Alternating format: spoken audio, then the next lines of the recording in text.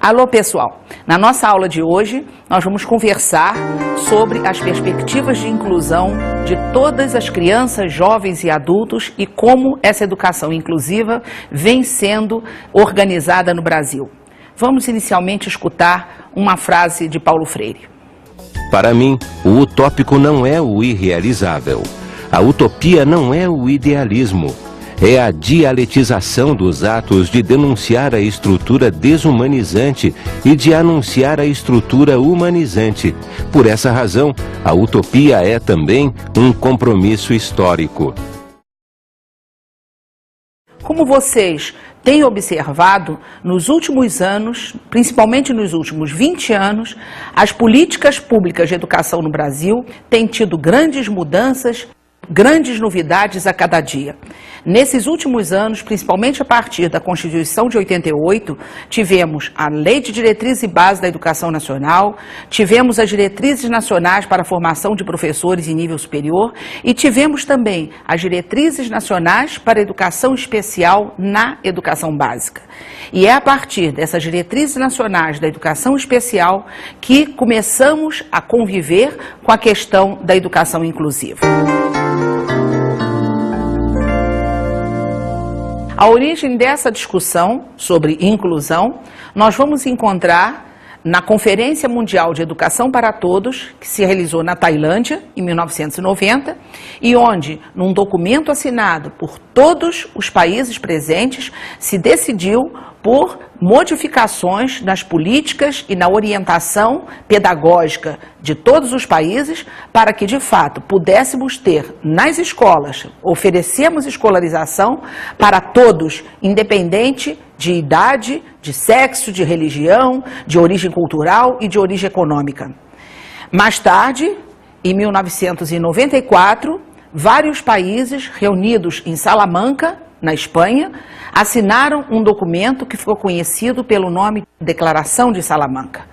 A partir desse documento, que muitas questões vão surgir no dia a dia das nossas escolas e no ambiente das nossas secretarias de educação, na discussão das políticas de educação.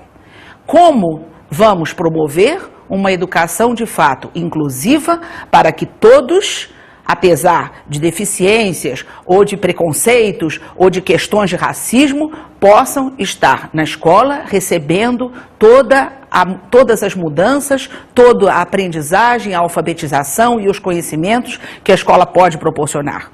Como vamos ter professores preparados para atuarem com estas novas modalidades de aprendizagens que estarão no dia a dia das nossas escolas?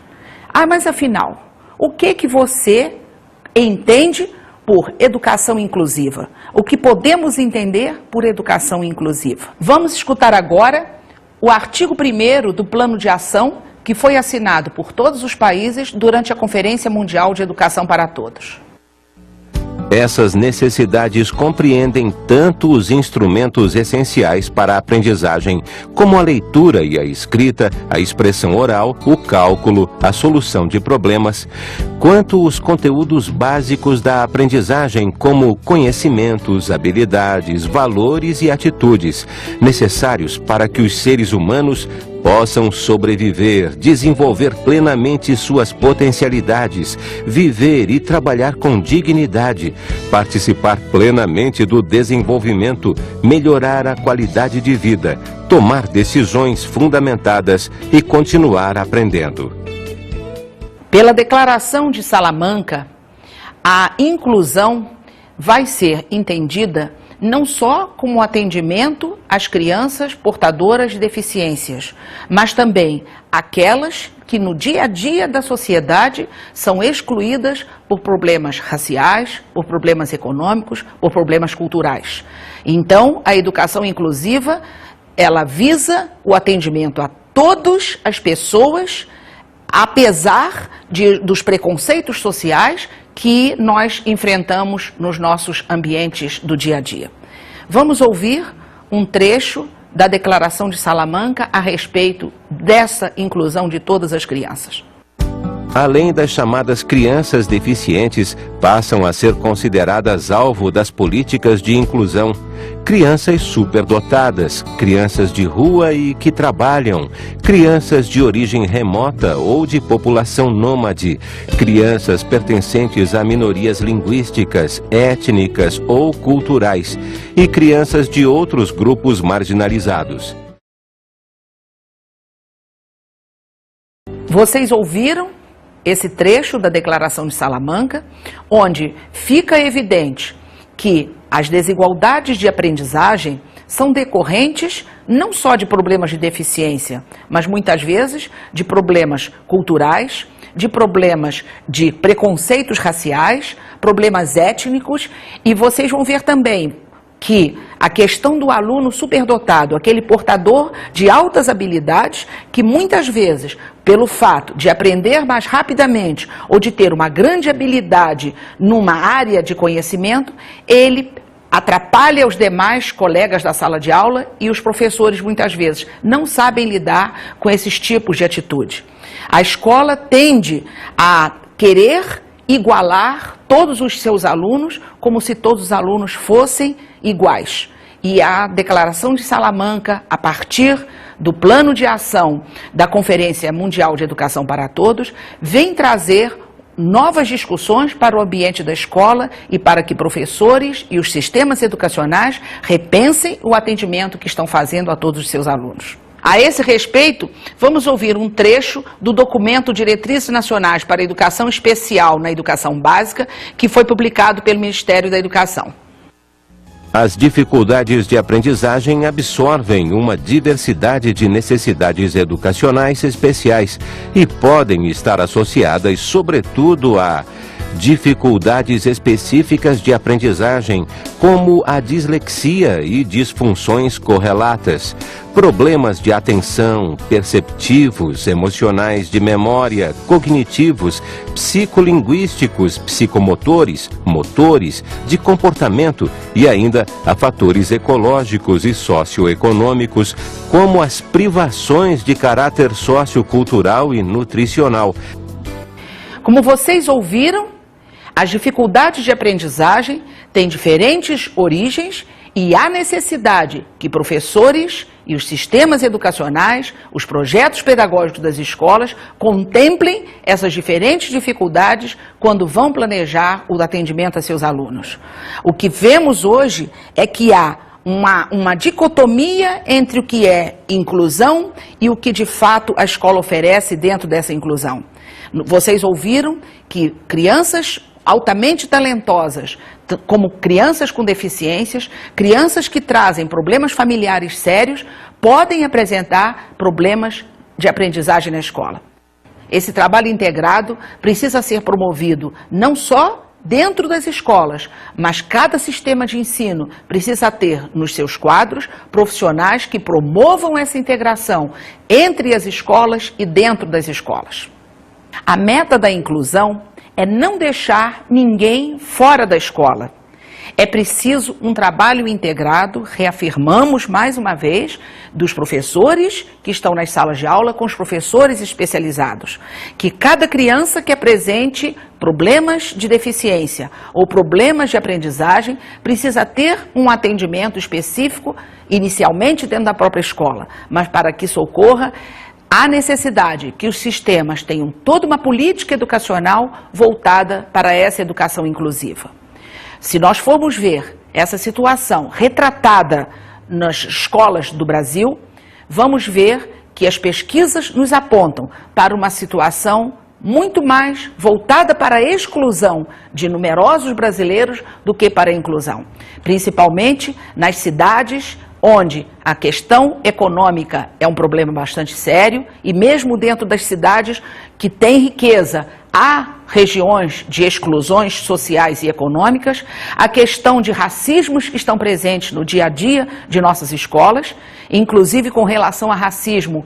Convém lembrar a vocês todo um trabalho que está sendo feito para a inclusão de estudantes negros e portadores de necessidades especiais nas universidades brasileiras, porque os dados estatísticos brasileiros mostram grandes situações de exclusão, não só na educação básica, como na educação superior. Vamos ouvir o que dizem os dados estatísticos feitos a partir de um estudo do próprio Ministério da Educação, do Instituto Nacional de Estudos Pedagógicos, do INEP. O estudo do INEP mostra que 41% dos estudantes não terminam o ensino fundamental. De cada grupo de 100 alunos que ingressam na primeira série do ensino fundamental, 59 conseguem terminar a 8ª série desse nível de escolarização e os outros 41 param de estudar no meio do caminho. Para aqueles que entraram no ensino médio, a expectativa de conclusão é maior. 74% conseguem terminá-lo. Os estudantes que concluem sem interrupção essas etapas educacionais levam em média 10,2 anos para completar as 8 séries do ensino fundamental e 3,7 anos para passar pelas 3 séries do ensino médio. Se concluir o ensino fundamental e médio separadamente demonstra ser difícil, o caminho da primeira série do fundamental à 3ª série do médio é ainda mais árduo. Do total de alunos que entram no nível educacional obrigatório, apenas 40% concluem o ensino médio, precisando para isso, em média, 13,9 anos. O tempo que os estudantes brasileiros ficam na escola seria suficiente para a conclusão das 8 séries do ensino fundamental e das 3 do médio. Eles passam, em média, 8,5 anos no primeiro nível e 3,2 no segundo. Mas, como as taxas de repetência e evasão ainda são significativas, o tempo de permanência não corresponde à quantidade de anos de estudo. No fundamental, os alunos concluem em média 6,6 séries e no médio 2,6. Como vocês viram, os dados estatísticos levantados pelas pesquisas feitas pelo próprio governo federal mostram que a educação brasileira continua sendo altamente exclusiva. O que temos visto é que as crianças ingressam na escola, mas nela não permanecem. Ou quando permanecem, a repetência de diferentes séries faz com que levem vários anos para completar o que seria desejável que acontecesse em apenas 8. Isso faz com que a maioria dos brasileiros não conclua seus estudos de ensino fundamental e médio. Essa educação inclusiva que estamos discutindo hoje com vocês propõe realmente que se supere todas essas dificuldades e obstáculos para termos a inclusão de todos na escola. Mas depois de tudo isso, será que a educação especial terminou? Não tem mais espaço na educação brasileira? Vamos conversar um pouco sobre a educação especial e as determinações legais com relação a ela nos nossos sistemas de ensino. O artigo 59 da Lei de Diretriz e Base da Educação Nacional, a LDB 93/94, de 1996, vai determinar o atendimento aos alunos portadores de deficiências, aos alunos que necessitam ou de equipamentos, ou de instalações físicas da própria escola e principalmente de professores especializados que possam atendê-los nas suas deficiências. Essa necessidade de atendimento a esse aluno portador de deficiências está garantido na letra da lei, não só com professores especializados, mas também com metodologias e com equipamentos adequados. Uma das situações que nós temos visto nas nossas escolas é que muitas vezes esse atendimento não é feito, muitas das escolas às vezes se negam a atender o aluno portador de deficiências, alegando não ter recursos dentro da escola para atendê-lo, mas isso é uma situação que nós, professores brasileiros, temos que encarar e começar a discutir nas nossas reuniões, nas nossas assembleias, nos nossos encontros pedagógicos. O atendimento ao portador de deficiências tem que ser feito não só dentro da própria escola regular, mas também com espaços específicos para a superação dessas deficiências. As crianças portadoras de deficiências graves necessitam inicialmente de um atendimento de pessoal especializado para que ela possa, aos poucos, ir se inserindo nessas turmas regulares. Os professores das turmas regulares necessitam de um atendimento das secretarias de educação, dos sistemas de ensino, para que saibam como lidar com aquele aluno diferente que está frequentando a classe de alunos considerados normais, aos quais ele já vem atendendo e já está mais acostumado. A questão curricular é outro problema também que tem que ser discutido e encarado dentro das escolas a partir da publicação das diretrizes curriculares nacionais para a educação especial. Nessas diretrizes curriculares, nós vamos encontrar determinações do Ministério da Educação de como atender as crianças portadoras de deficiências visuais, ou portadoras de deficiências mentais, ou de deficiências auditivas, etc. Vejamos alguns dados obtidos através de pesquisas feitas pela Secretaria de Educação Especial do Ministério da Educação. Dos 503.570 alunos com necessidades educacionais especiais matriculados no ano de 2003, 29% já são atendidos em classes comuns da rede regular de ensino. Os demais 71% estão matriculados em classes especiais e escolas especializadas. Dos 61 milhões de crianças e adolescentes de 0 a 17 anos apontadas pelo censo do IBGE de 2000, 2,9 milhões apresentam algum tipo de deficiência. O censo indica que o número de crianças com deficiência fora das escolas é mais que o dobro do número de crianças normais que não estão na escola. E que o número de crianças com deficiência não alfabetizadas é o dobro das crianças sem deficiência não alfabetizadas. Como vocês viram, os dados estatísticos que o próprio Ministério da Educação nos apresentou com relação às crianças portadoras de deficiências são assustadores. Se nós hoje já nos preocupamos com as crianças ditas normais, por não apresentarem nenhuma deficiência visível, de estarem fora da escola, que dirá a preocupação de nós todos, sabendo que mais do dobro de crianças portadoras de necessidades especiais não estão frequentando a escola. Quer dizer, o descaso que temos tido com os portadores de necessidades especiais por terem alguma deficiência não está atendendo à Política Nacional de Educação Especial, que há quase uma década foi implantada no Brasil, determinando diretrizes de atendimento a todos esses portadores de deficiências, não só deficiências físicas, como mentais, auditivas, visuais e de outros tipos. Podemos definir o aluno com necessidades educacionais especiais como aquele que, por apresentar necessidades próprias, diferentes dos demais alunos no domínio das aprendizagens curriculares relativas à sua idade, requer recursos pedagógicos e metodologias específicas. A partir dessa definição do que são alunos com necessidades especiais, vários termos e definições começaram a circular entre os professores e entre a população de modo geral. Por esse motivo, o Ministério da Educação, através da sua Secretaria de Educação Especial, listou características do que são as necessidades educacionais especiais.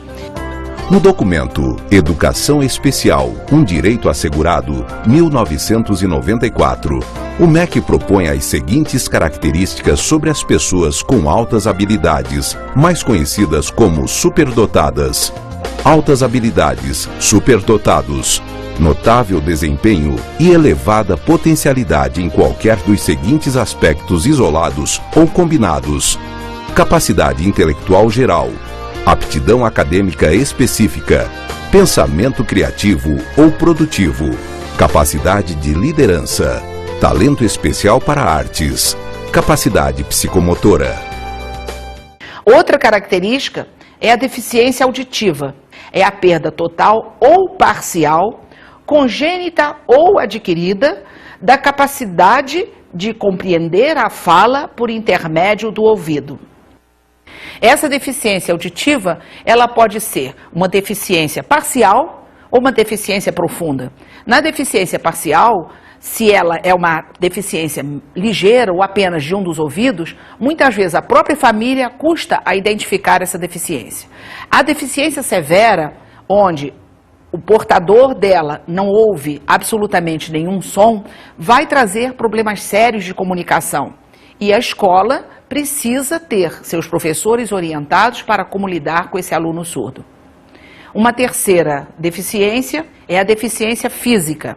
É uma variedade de condições não sensoriais que afetam o indivíduo em sua mobilidade. A deficiência física vai, na maioria das situações, trazer necessidade das escolas terem seu mobiliário e até as suas instalações, tipo rampa, para que este aluno que vive numa cadeira de rodas ou usa muletas, possa se movimentar dentro das escolas.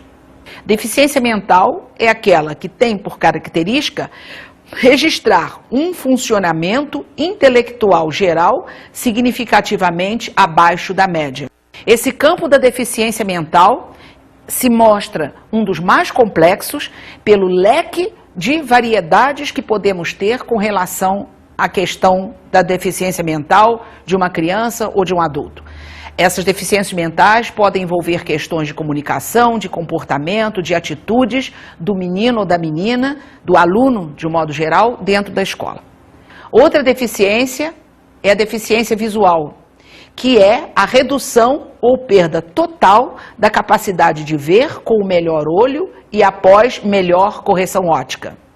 Com relação à deficiência visual, o que temos é que muitas pessoas têm deficiência visual em apenas um dos olhos. E aí o olho perfeito supera essa deficiência. Em outras pessoas, a deficiência está nos dois olhos. Quando é uma deficiência parcial, ela pode ser corrigida através de lentes ou até de alguma cirurgia. Quando a deficiência é total ou quase total, o portador dessa deficiência fica com dificuldade de se locomover e precisa de um atendimento especial para superar essa deficiência e se integrar na sociedade e na escola enquanto aluno. A última característica é a deficiência múltipla, que é a associação no mesmo indivíduo de duas ou mais deficiências primárias. Os portadores de deficiências múltiplas são aqueles que vão apresentar para as escolas regulares as maiores dificuldades, porque necessitarão de atendimento especial de diferentes profissionais das áreas em que eles têm as suas deficiências, como também de toda uma orientação deste professor da classe regular para poder incluí-lo junto às demais crianças e que ele possa de fato ter uma aprendizagem. Na aula de hoje, nós vimos que muitas dessas situações necessitam de políticas educacionais bastante consistentes para podermos superá-las. Vamos agora às nossas dicas de estudo.